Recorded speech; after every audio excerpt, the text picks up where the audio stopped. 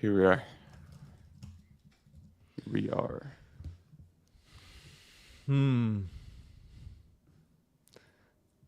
How is this happening? It always does. The real question would be, if it wasn't happening, why isn't this happening? What, like, is it our fault? Should we have never started this podcast? I tell you, I don't know if it's our fault, but it's not our fault. Yeah. Do you know what I'm saying? Yeah, I mean, they were an incredibly boring team that was going nowhere from 2003 to 2012. And then it's either our fault or Josh Harris and David Blitzer's fault. Mm-hmm. That's the only option. One of the two. Could be their fault. That they're going to walk away from this with billions of dollars. Well, so are we from the podcast. That's a good point. That's a good point. Same. The money is negligible, I think. Yeah, the difference. You know, in that list of the valuations of sports organizations, they, I think, left us out of the list. Yeah, why didn't they put the podcast on there? Keith? Maybe we were 11th. Keith, come on. Yeah. You know how much these ads are? Come on, man. $3 billion. Keith holds up a wet hand, except it's just wet from billions of dollars of podcast money.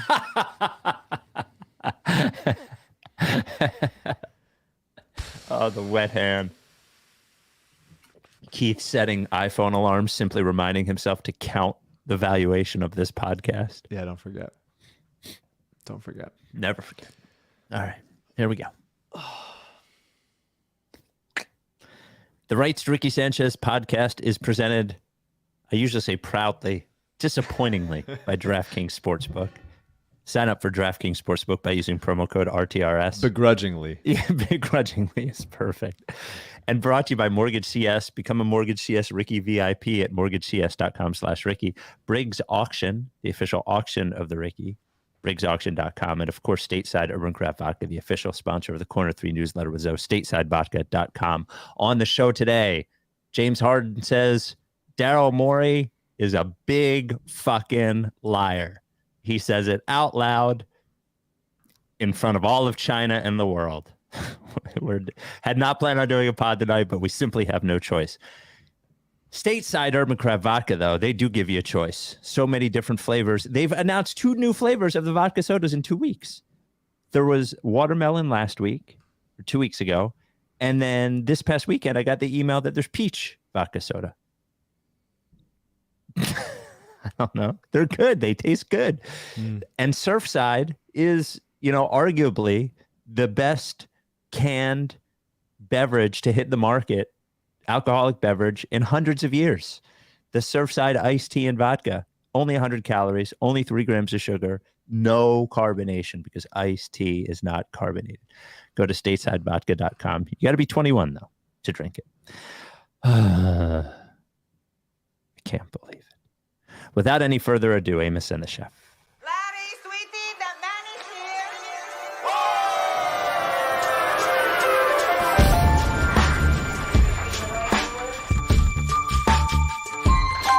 Say the name, I say the name, I say the name. We were right, y'all. We were right. Even when it went wrong, we were right. We was right, y'all. We were right. So say the name. Say the name. We were right, y'all. We were right. Even when it went wrong, we were right. We were right, y'all. We were right. So say the name. Say the name. Say the name.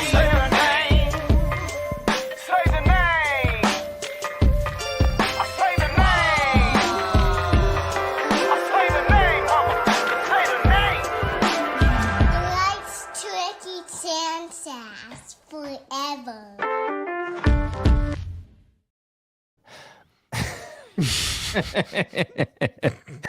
Welcome.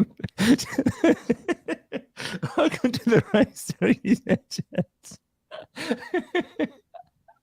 Welcome to the Rice to Ricky Sanchez podcast. I'm Spike Eskin, along with a guy who is unmoved by James's comments. That is one Mike Levin. The theme song is just taunting us at this point. I hadn't quite realized that when Amos did it, it would be spoken at us Yeah. so clearly. Yeah. Wow. It's one of those things where I have to actively ignore it so it doesn't feel as ridiculous as it sounds to everybody else. Wow. Right about what? They say. Right about what? Well, so I was at work early this morning, and we were doing a broadcast from the training camp of the New York Giants, the Quest Diagnostic Center. And I think it was probably 7:15 or so, maybe 7:30.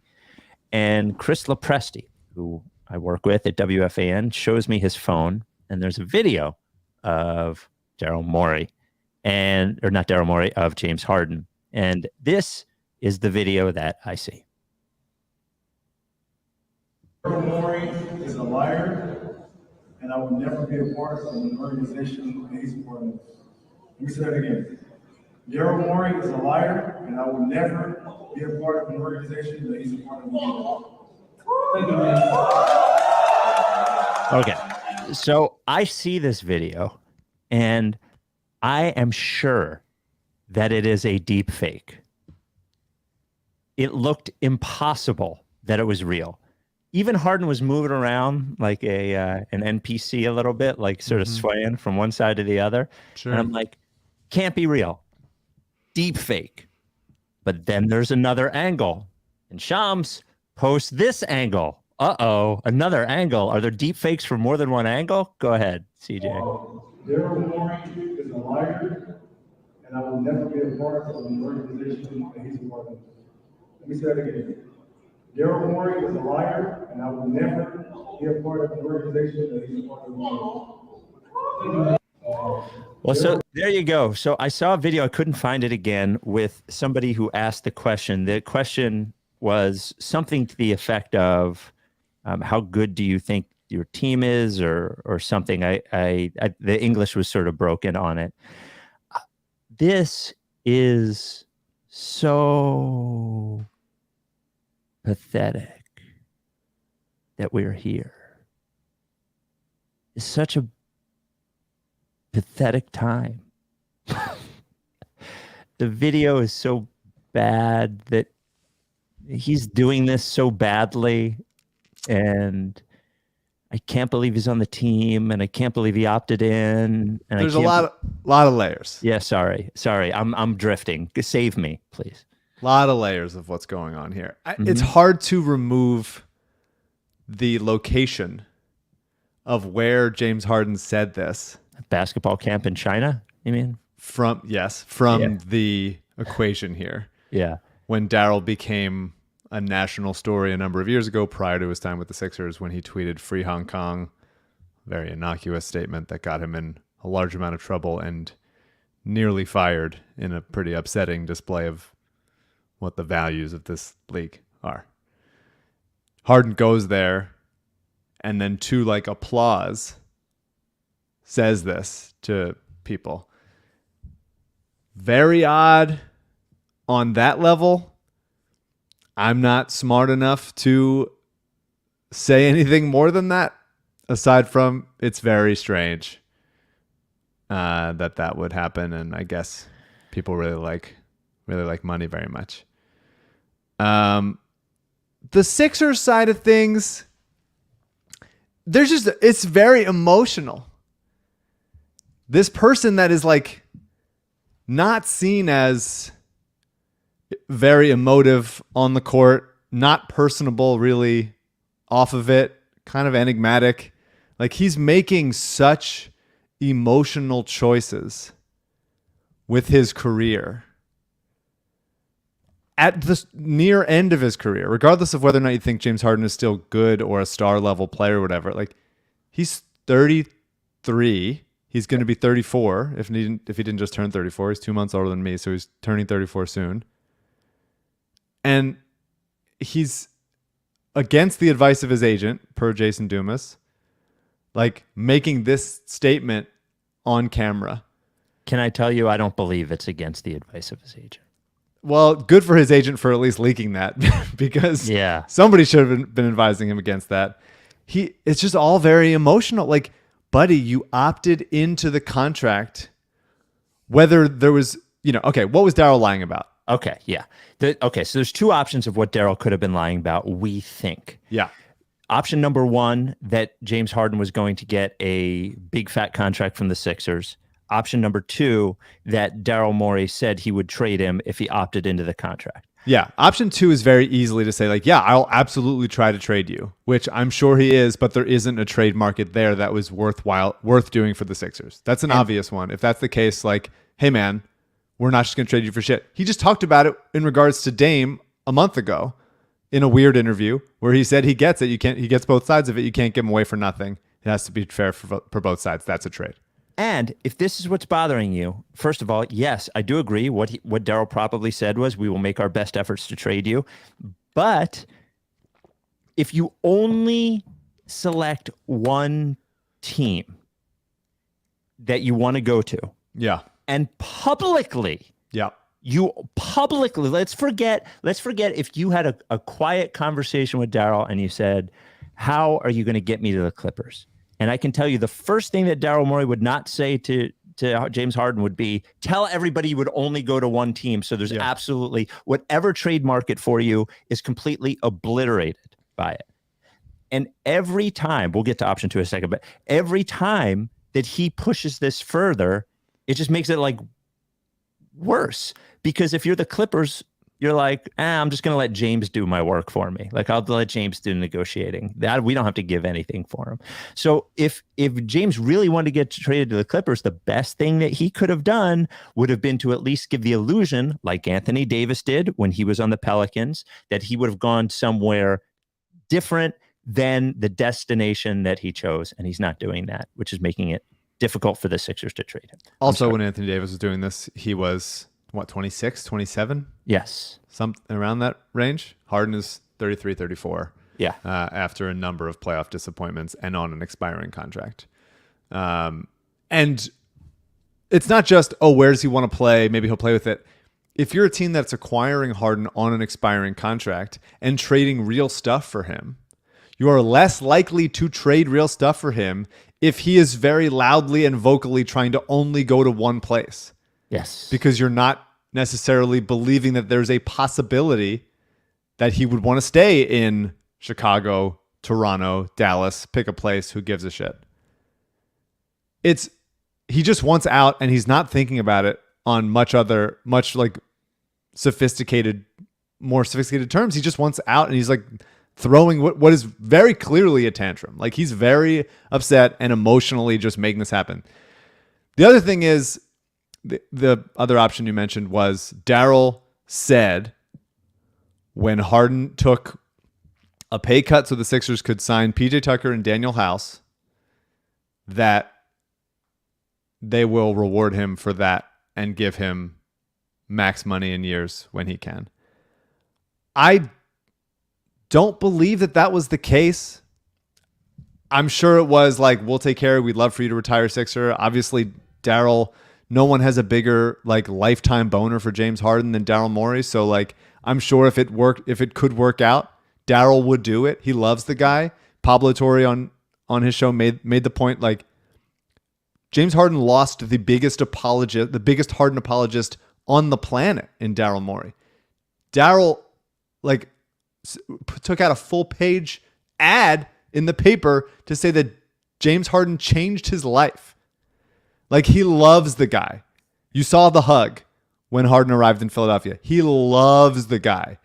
And the first time where he goes like, hey, I'm not going to give you all the money in years, or there was I think people are saying either he made the handshake agreement, which the NBA didn't, in the tampering investigation, didn't find that he did. They penalized the Sixers for tampering because of communicating with fucking PJ Tucker and Dan House before free agency started, which is ridiculous. But I think people go like, it's a binary thing. Either he made the promise or he didn't. And that's just like not how humanity works. Like, Harden could have gotten one impression out of it from Daryl, and Daryl could have said, I didn't make that specifically clear. It's probably a middle ground between the two of them where it was like, I'll probably like make it worth your while, but also like it was not a guarantee, because as anyone who watched the Sixers in the last 2 games of the season and the rest of Harden's playoff career, he does not deserve in any way a maximum contract from the Sixers for his age 34 and beyond season. And that's why there's no trade market for this guy. If they were to trade him for just expiring contracts and a protected first round pick, I'm sure they could get something, but they're trying not to do that. So the thing is that if they did, and I do believe that what my guess is Harden is specifically talking about the trade thing, but has a bug up his ass because of the money thing. Like when he's saying a liar, I think he's talking about the trade thing, bug up the ass money thing, especially because the Houston thing fell apart because Ime Udoka didn't want any part of him. Yeah. So on and so forth. To your point earlier, if there had been any evidence whatsoever that they had some sort of secret deal, I can assure you that the NBA would have done something about it. They weren't able to find it. Doesn't mean that some sort of conversation didn't happen, of course. The Joe Smith situation. Yeah. The other thing being... As far as the money thing, specify what you mean, because John Clark reported that there was never an offer or an agreement or proposals exchanged this free agency between the Sixers and Harden. So here's the next part of that. The first thing is, or right before we get to that, and I've said this before, but if James Harden believed that he was secure in a contract with the Philadelphia 76ers, scream it, then he and his rookie agent wouldn't have been leaking for the entirety of the Sixers season. As of December. On Christmas. They were playing a Christmas day, and they leaked to Adrian Wojnarowski, we might go back to Houston. And then he leaked to Sam Amick 100 times, might go back to Houston. Woj, Sam, Woj, Sam, Woj, Sam, might go back to Houston. Really love Houston. Tillman Fertitta said he loved me. Tillman Fertitta said he loved me. That is not how you operate if you think you have a contract with somebody. Yeah. Okay, so. And then he didn't get that, and he's just flipping out because of it. He is short-circuiting because he thinks that he deserves, and his production indicates that he deserves like top 10, 15 player in the league level money. And he believes it so much, and he doesn't think he needs to do anything different. In every situation he's ever been in, he takes no ownership of any of it, ever. When he does like actually do a little bit of stuff different, when he starts shooting a little bit off the catch, the idea of him catching the ball and shooting it in one motion is such a sacrifice for him. He has to tell everyone all the time how big of a sacrifice it is that he would do that. It is ridiculous. He is not being a grown-up here. Daryl is not doing well either. Like, Daryl came into this and said, like, I think what Daryl wanted for this offseason, forget everything else before that. Daryl this offseason, I believe, wanted James Harden to opt in so that he could and stay with the Sixers. Yes. And by the way, I believe he would still, even after all of this, take him on the Sixers. Absolutely, he would. 100. That's very clearly what he wants to happen. Maybe that's because he doesn't see any other better option out there. But you just how do you know a guy for 10 years like this and think that not communicating with him, not corresponding with it, the perception of the sacrifice that he made, and the idea of Houston paying him and then that evaporating, do you think he's just going to like tuck his tail between his legs and be a professional? He's asked out of every other place he's been. And not because it's not like he's Jimmy Butler where he's just like playing so hard and doesn't think other guys are doing it. He just like looks around at the culture and goes, not catering to me enough. Again, over and over again. It's just so weird. Like, I don't blame Daryl for even if the Halliburton offer was on the table, which people dispute, even if there was a similar Halliburton Harden trade, I would have done Halliburton because I like the window being longer. But I understand trading for James Harden for Ben Simmons and a couple picks and crap. Like, that's fine. But the idea that like we're still running it back and going to the well after a couple years of folding and a true lack of fortitude of the main guys on this team, and thinking that, yeah, no, for sure, the percentage chance of the Sixers winning a championship is our God, and we bow to the God of the percentage chance of winning it, and we just care nothing about whether the fact that this guy's going to want to fucking play here or play hard, and what that says to the rest of the roster. Daryl is absolutely not blameless in this. No. This situation is mostly James, but Daryl owns it also. Okay. So I wanted to talk about, you brought up the John Clark tweet, which I can explain. I will explain it right after we talk about MortgageCS. You see all this dishonesty and fighting in between the Sixers and James Harden. You will find no dishonesty and fighting with MortgageCS. You're only going to find honesty and whatever the opposite of fighting is. Peace. No fighting. MortgageCS is an independent mortgage broker who is there to help you. They've helped so many Ricky listeners, and everyone is fucking thrilled. Like, the service that you get from MortgageCS, they are so committed to you. They're so committed to making sure that you understand everything, that you feel good, that you're confident, and that you're getting the best rate. You see a lot of mortgage brokers, they have deals with banks, so they might be leading you toward one bank, and maybe it benefits them a little bit more than you. MortgageCS only cares about you. They're independent. They're good people. They're on it. They're going to be ready for you whenever you need them. Here is the CEO's cell phone number, Ben. You can call or text him right now. Ask him about the James Harden situation. If you're watching on YouTube right now, text Ben, ask him about the James Harden situation. 267-391-7425. That is 267-391-7425. Or go to mortgagecs.com/Ricky. That is mortgagecs.com/Ricky. They made an amazing microsite. You can go on there, learn about MortgageCS, learn what they're all about, and then set up a consultation. They are the best. Again, Ben's cell, 267-391-7425 or mortgagecs.com/Ricky. This advertisement is not a commitment to lend or extend credit. MortgageCS is an equal housing opportunity mortgage broker. All loans are subject to credit approval. Certain restrictions may apply. Company NMLS 1464766. Visit mortgagecs.com/Ricky for more information. Okay.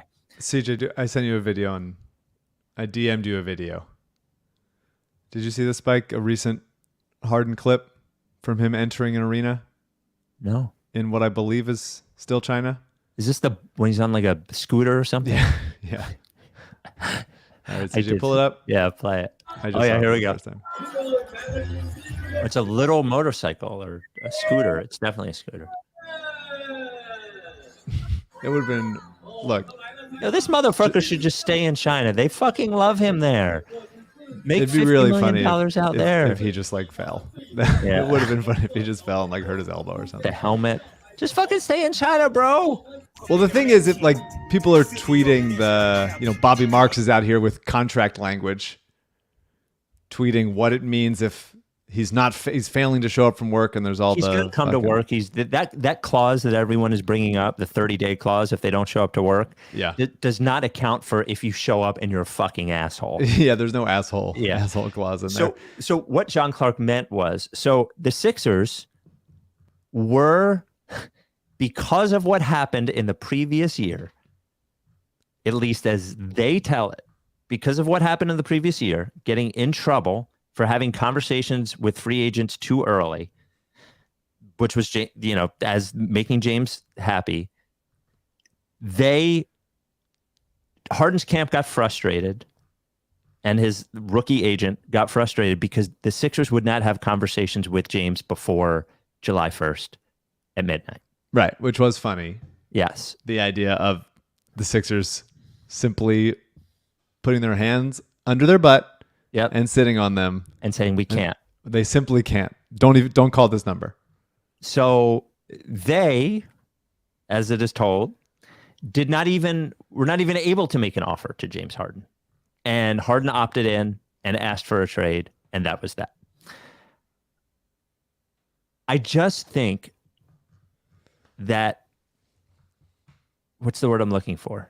if you're looking for the best and most effective way to get to your destination, there might be some places and some people where this would be the best option.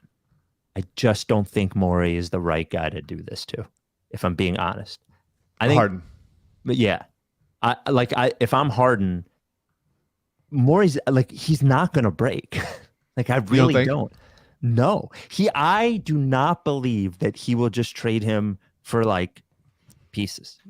I don't think so, because I guess the math would be that you would rather just have fucking Harden not play at all and then just be off the hook for the contract at the end of the year. And by the way, if Harden decided not to play, then that clause would come into effect, and any team that would want to sign James Harden would have to get permission from the Sixers to do it.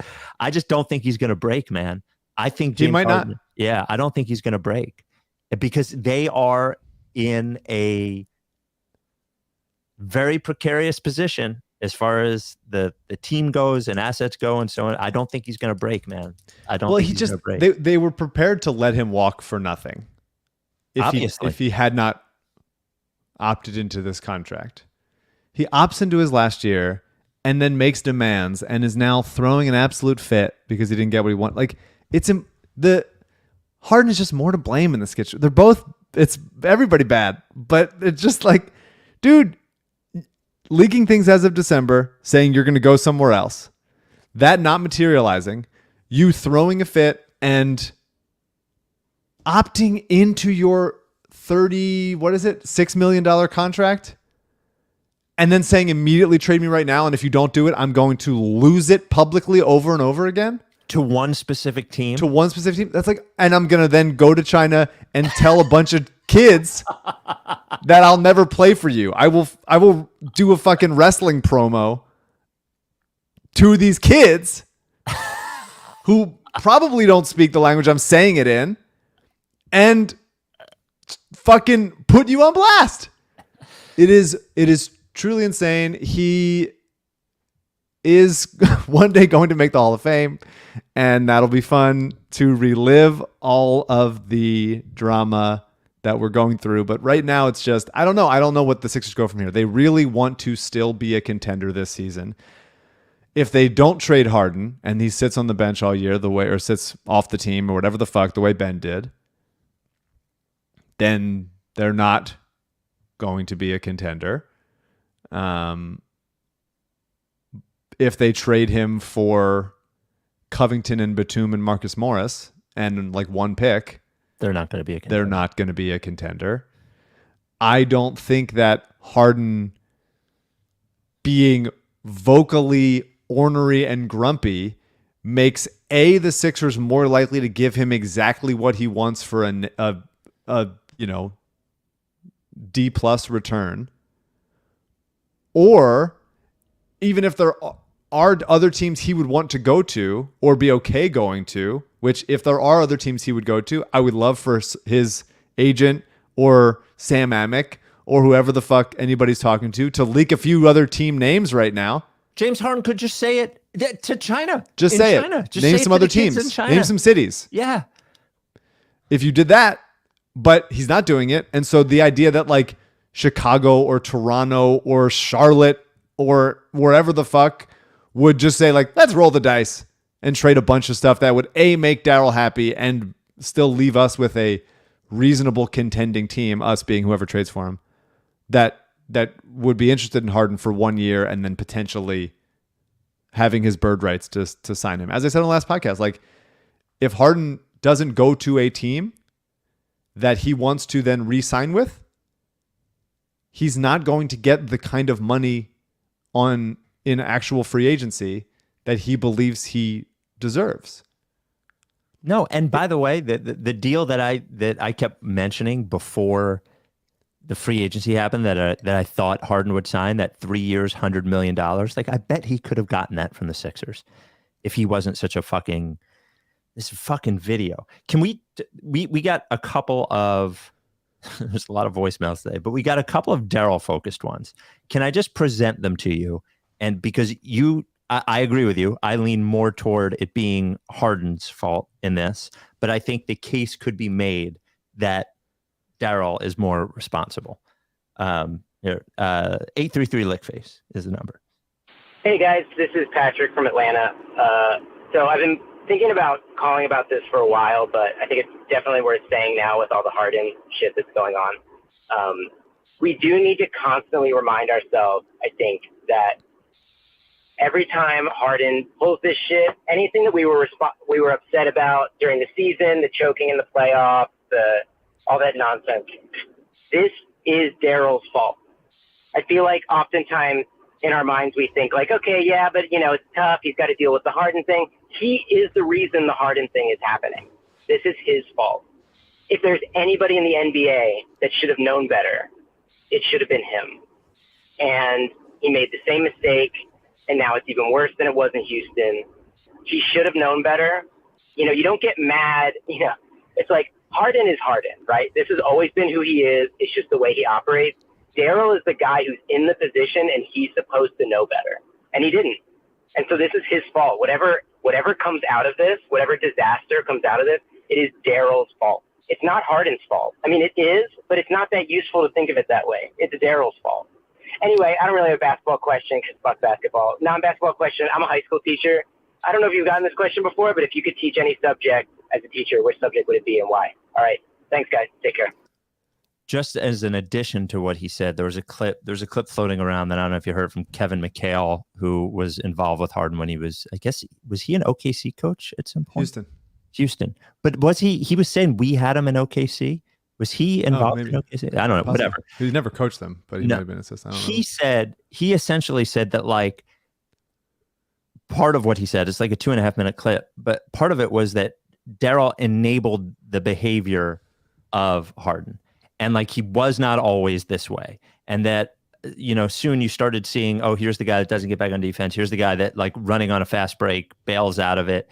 And that there were never any like consequences because he always just did what he wanted. And this is like the natural conclusion to all that. So your response to what the caller said and that. Yeah, well, in regards to that, like as a 20-something, he won MVP. He was one of the best offensive players of all time. Like hard to blame Daryl or Harden for at that time doing whatever it took to make him happy and have an environment where he could become the best offensive player of all time. And if a couple coin flips go a different way in Houston, they would have at least gone to the finals, won a championship, maybe, who knows? So didn't work out, obviously, but hard to blame in retrospect.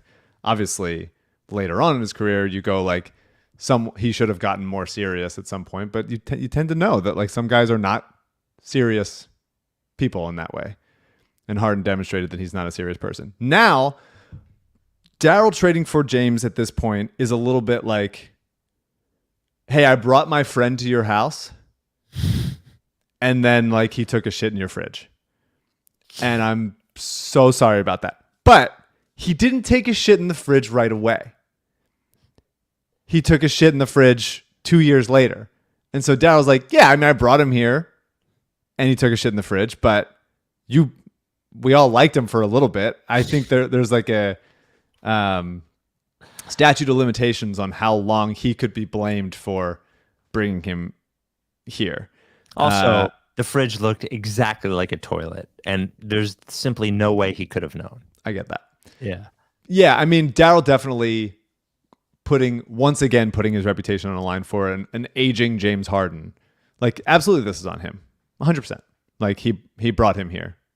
But then also like it's on Harden for never maturing in a way that like makes anybody believe he's a guy that at this stage in his career could contribute to a real, legitimate, serious championship threat. Because he's just too much of a fucking annoying, emotional, like slow, occasionally like willfully out of shape, like has a lot of sex. I don't think he does have sex. Again, I doubled down on this. If he had more sex, he wouldn't be acting like this. 100%. He's like edging himself. I don't know what it is, but he is fucking like, he's got to cool off. He's making $6 million a year. He has all the money in the world. He's going to China and selling fucking billions of merch, whatever. Like, everybody just cool off. It's a bummer that this is just only happening to Sixers fans, because Daryl's going to be fucking fine. Although I'm sure him and his family are sad that the relationship between a guy that knows his family, that he does care about, is now so deteriorated and so bad. And so that's a bummer in that sense. But like, for the like, Harden's gonna be fine, Daryl's gonna be fine. It's just Sixers fans. Once again, look at the timeline of off seasons Derek Bodner posted. Every fucking year, just off season of, some of them not their fault, but just misery and cartoonish buffoonery and misfortune from a vengeful ancient god that really hates Franklin the fucking dog and me. He does hate you. Yeah. What it all always feels like. It is wild. And now we're caught up in this emotional, like, abusive relationship between employee and boss, kind of. And longtime friends, and we're just in the middle of it going like, fuck both of you. Yeah.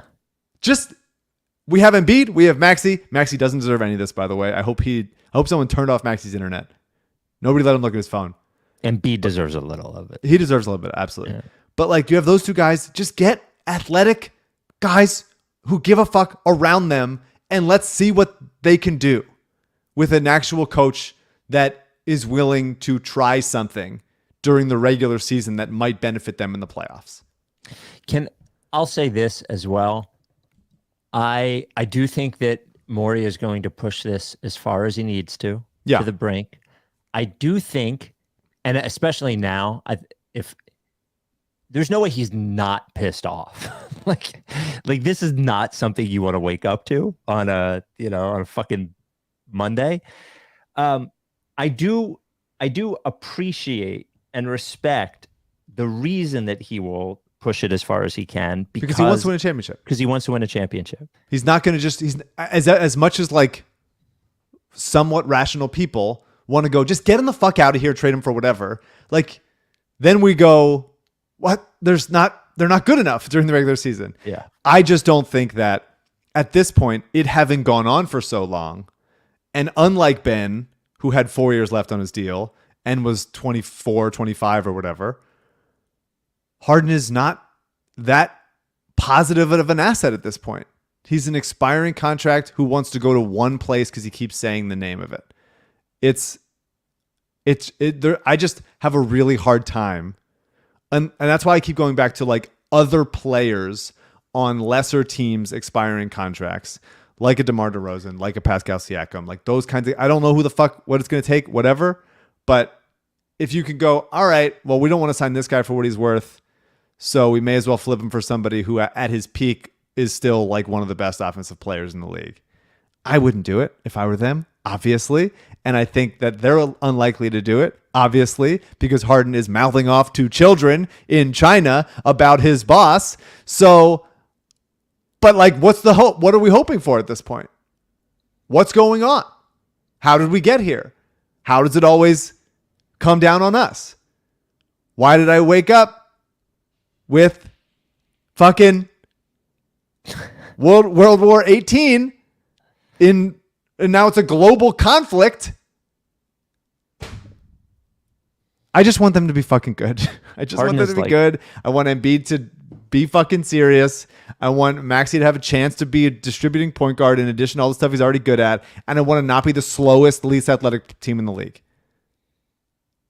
And if we have to go to the playoffs and go like, man, hopefully shots will fall, or maybe another guy tweaks an ankle, even if they don't have the best odds going into the playoffs, maybe the fact that we just have like Joel Embiid, who is the MVP, Tyrese Maxey, who's a young player who tries his ass off, and some untold number of professional athletes, which they haven't had because they've been shopping in the geriatric aisle, could show up and actually perform and do something of value that maybe allows them a chance to make a type run that Miami made this year. I don't know. but I know that either none of this is my fault or all of it is. Yeah, well, I would lean toward the latter. I mean, if it's one or the other. What? I will finish my thought after we talk about Briggs Auction. BRIGGS auction.com. I did say I was competing for a lot that I hadn't won in a while. The bad news is last week I did not get it again. I lost again.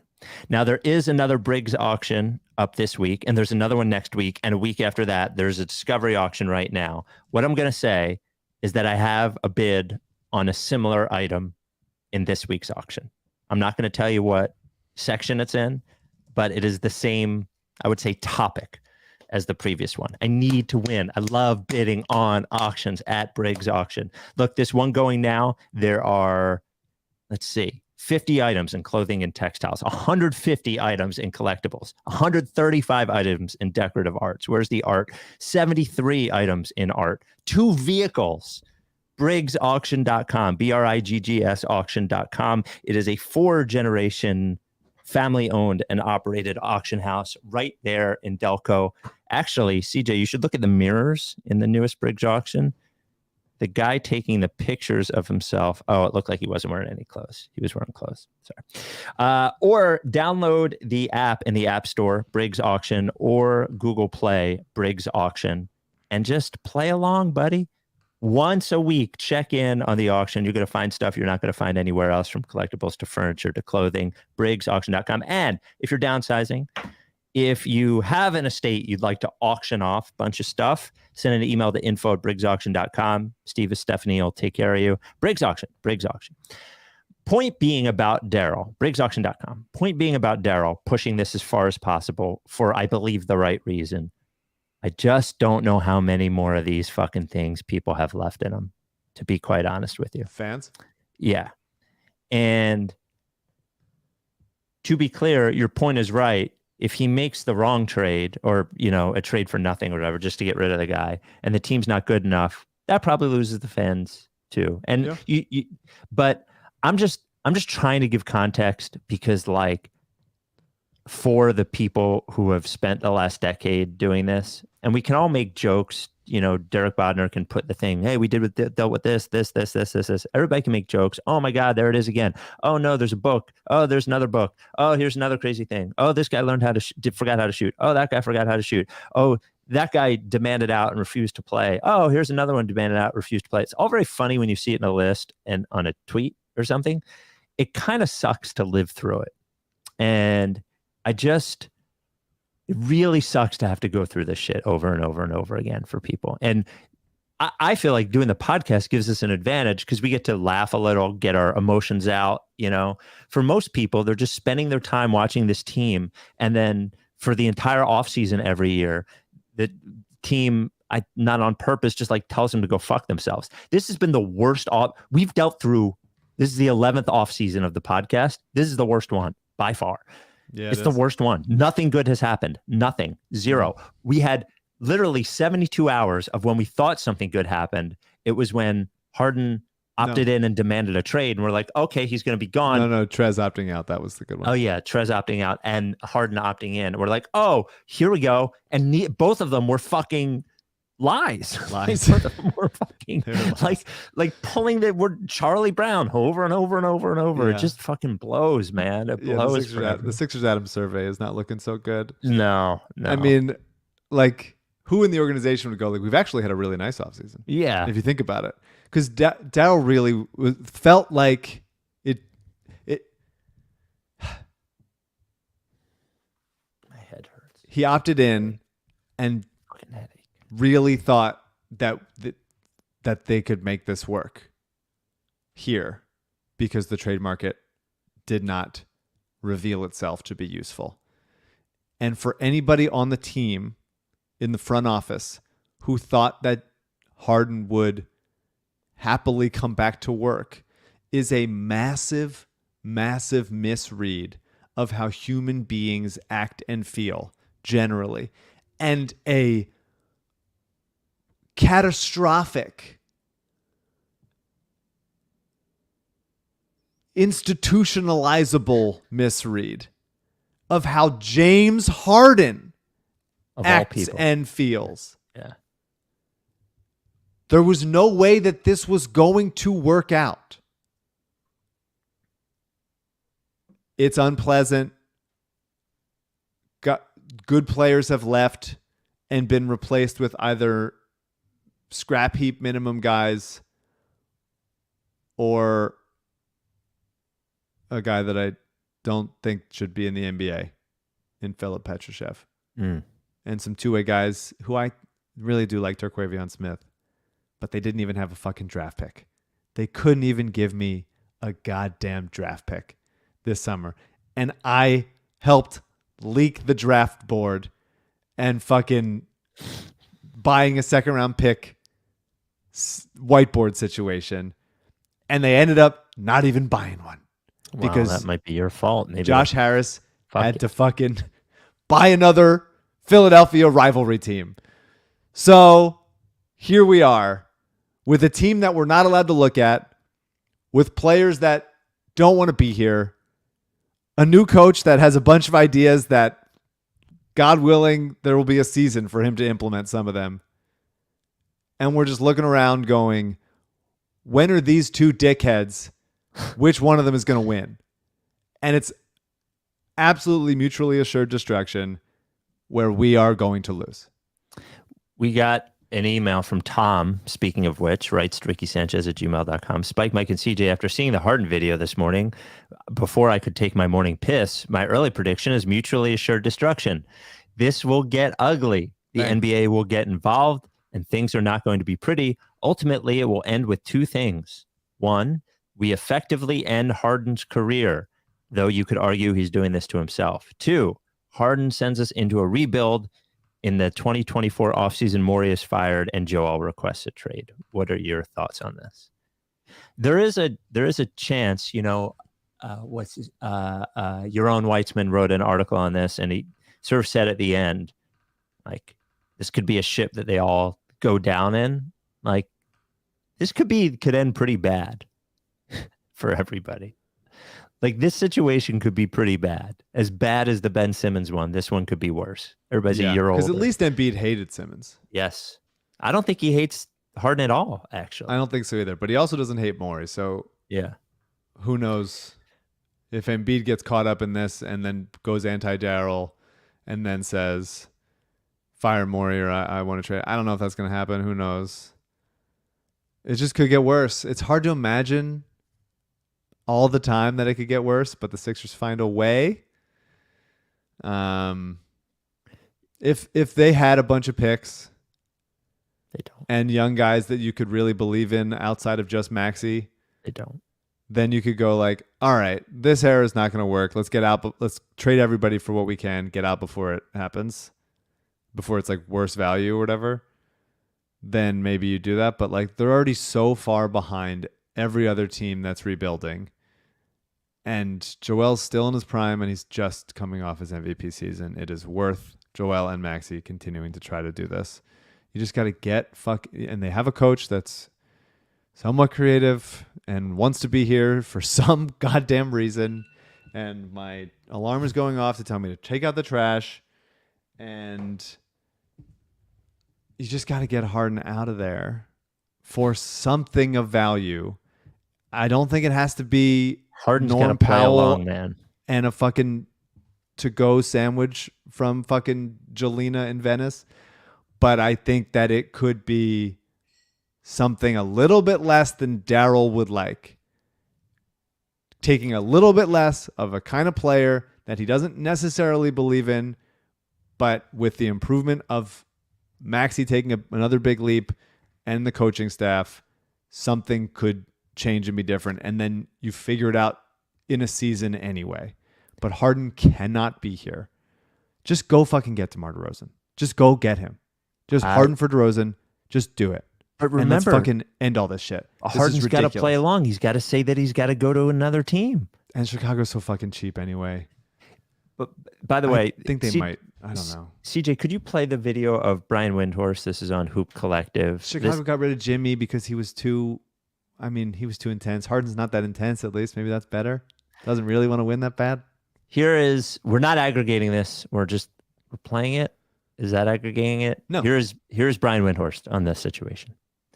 I just know that Daryl Morey plays games and he wins negotiations. He routinely throughout his career has won negotiations. And that doesn't mean that he doesn't lost them.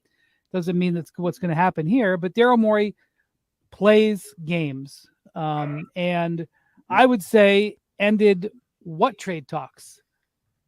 What was I don't think they were active. I don't think there's any active trade talks in the NBA right now. Certainly not active for Dame Lillard. And I don't think there's anything active for James Harden. Yeah.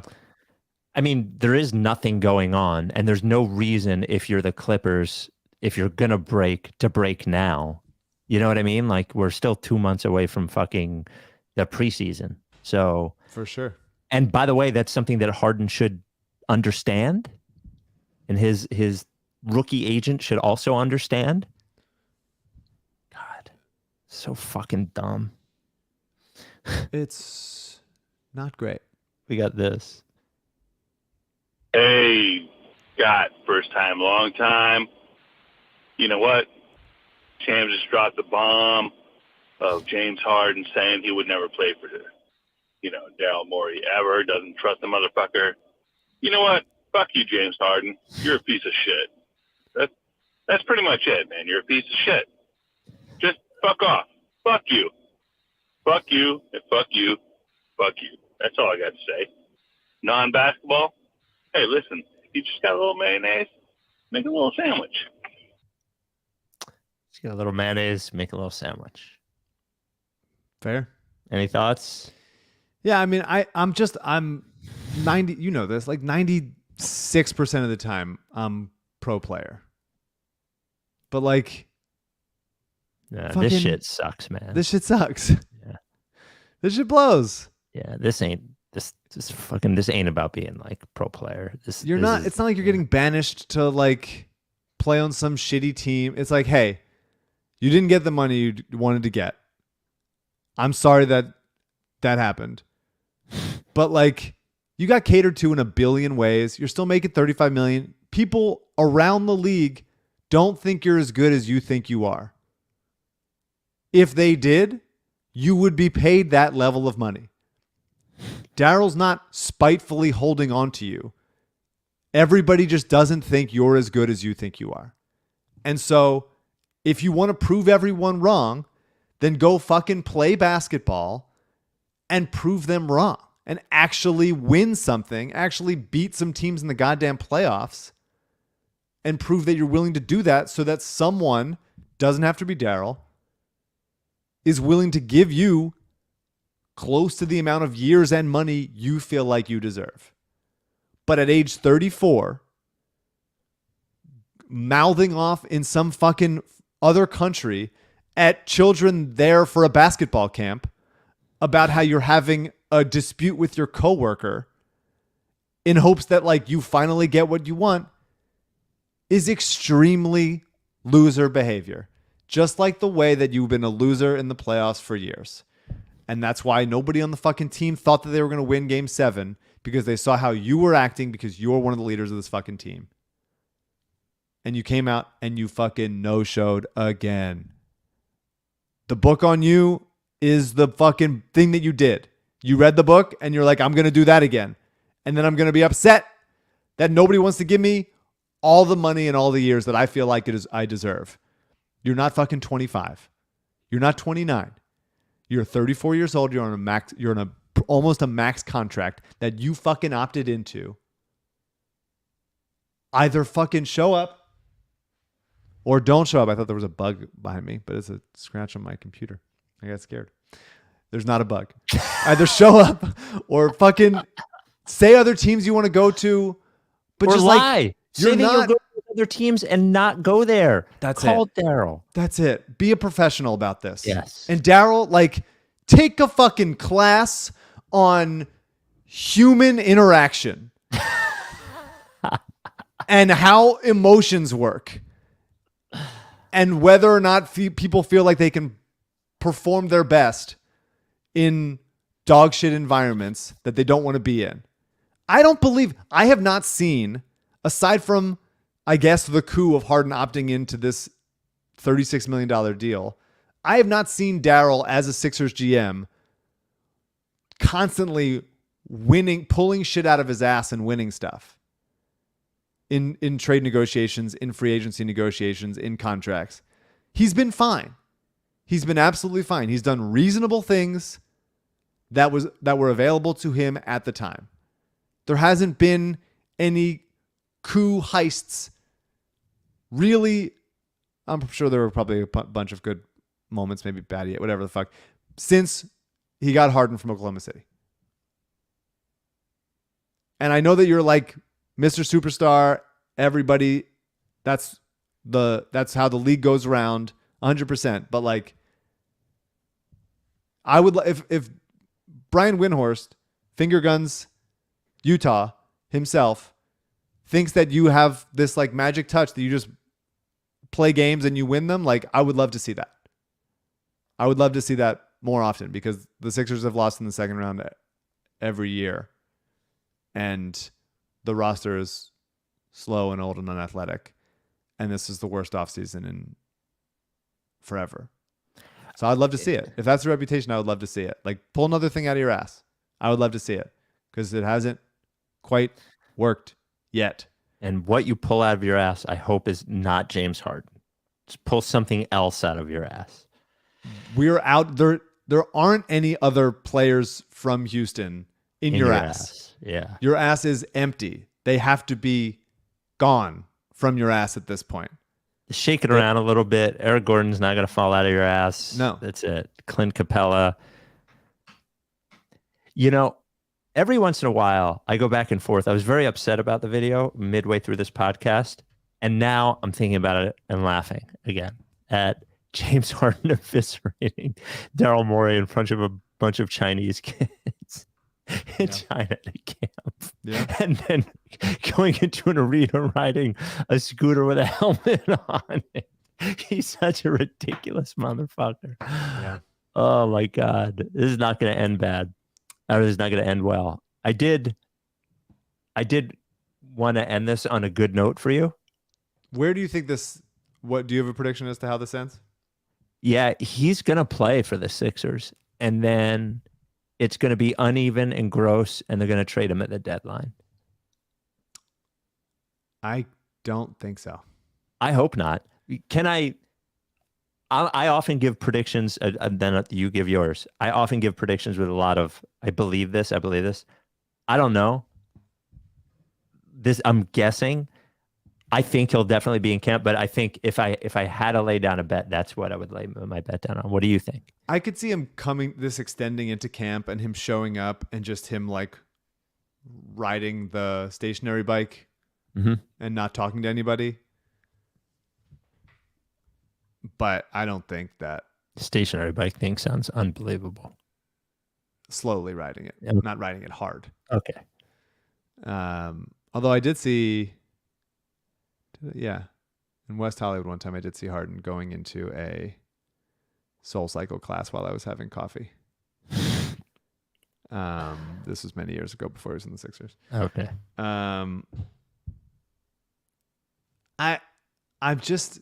I can't see it. I can't see him playing for the Sixers, and I can't see Daryl just simply trading him to the Clippers for whatever dog shit they are willing to kick our way.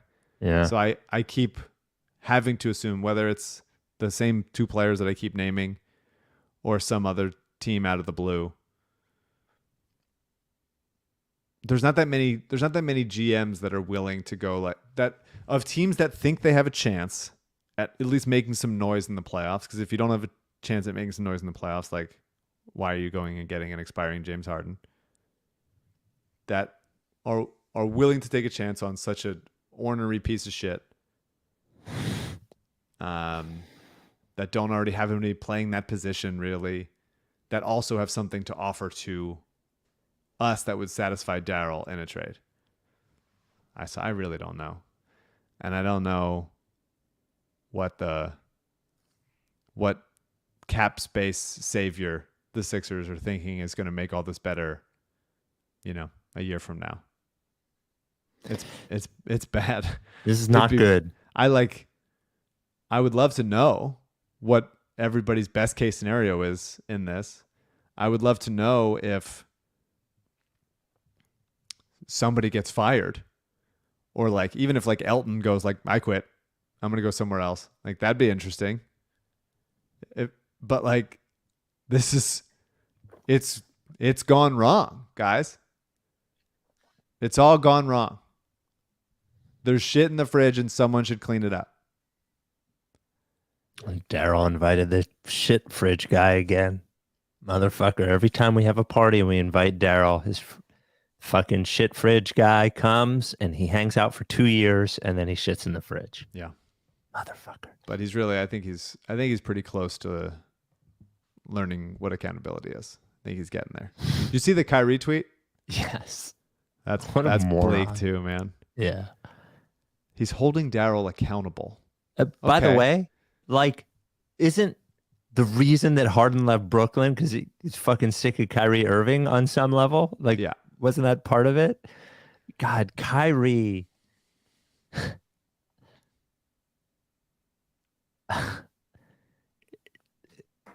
It's just not what holding someone accountable is. Yeah. That's just fundamentally not what it is. You hold someone accountable when you go like, hey, I, care about you and want you, we have a mission together to do this thing. And it's about holding ourselves accountable to a level of professionalism and hard work that eventually leads to something that will result in contention or something. Going to a youth camp in China and yelling at kids that you think your former friend is a liar. Like, that's not what holding someone accountable is. By the way, just fundamentally isn't. The tweet from Kyrie Irving says, so it was replying to Woj saying, disgruntled Harden called 76ers Prez Morey, quote, a liar. Is he disgruntled, Adrian? Yes. 2 question marks. Or is he holding Daryl Morey 2 R's, and Daryl spelled it wrong. Is he holding Daryl Morey accountable for his dishonesty and lack of transparency throughout the contract negotiation process this summer? There was no negotiation. They were prepared to let him walk unless he opted in. Harden himself decided to opt in, maybe in a fit of frustration. But once you do that, then fucking you lose the agency you have to determine where you go, man. If you really wanted to go somewhere else and it wasn't about the money, then you opt out and you sign a 1-year prove it deal somewhere, whatever the fuck you want. He didn't do that. It's on him for not doing that. How have we been doing this for so long?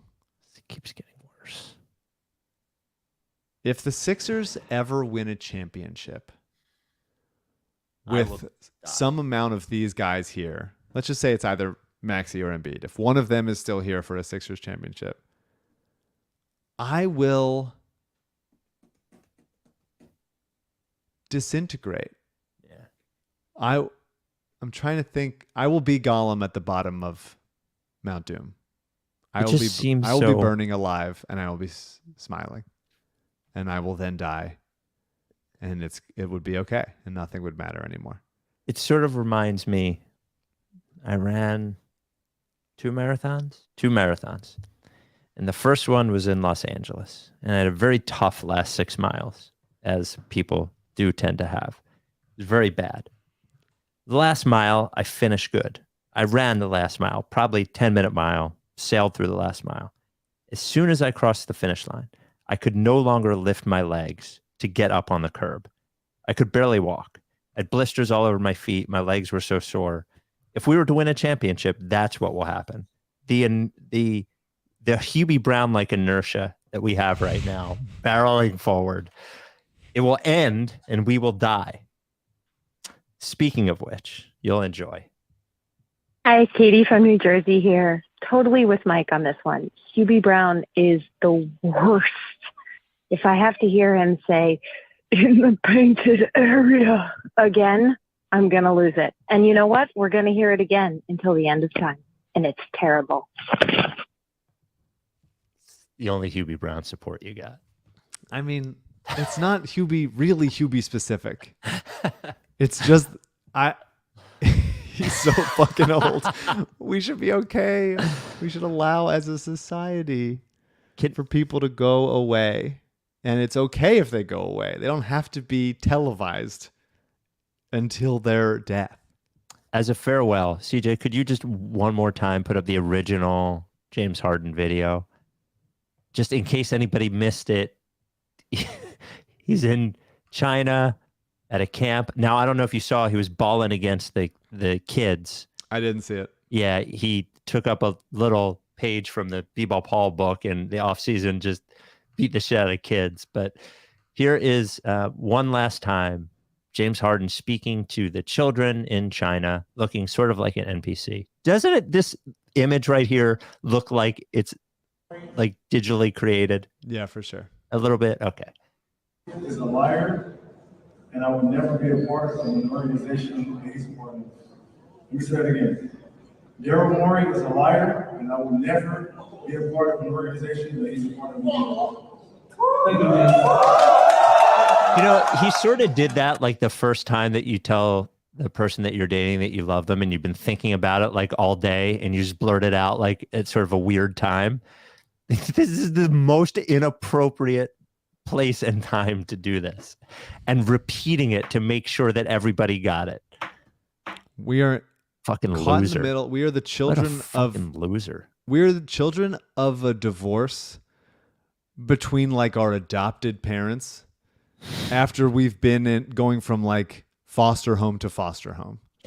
Like we are so fucked. I just want to go back to the orphanage, honestly. Yeah, at least we had friends there. Yeah. Did you? We got a DM about being able to help in regard to the strike. So essentially, somebody asked, "Hey, is there a way we can support Mike during the writer strike, et cetera, et cetera?" And you pointed out the Entertainment Community Fund, which is a good place to donate. Yeah, for people that are like, support staff and people Yep. that are having a tough time because we can't work. It's at 100 strike day, 105.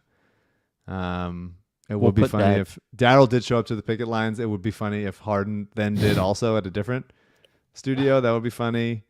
But yeah, there's people that are having a tough time out there. Obviously, not being able to work. It's shitty for some folks. I'm doing okay for now, which is nice. Well, you but some work people for are having a tough time. All that good stuff. Because the podcast is $1 billion. That's right. I should have mentioned that.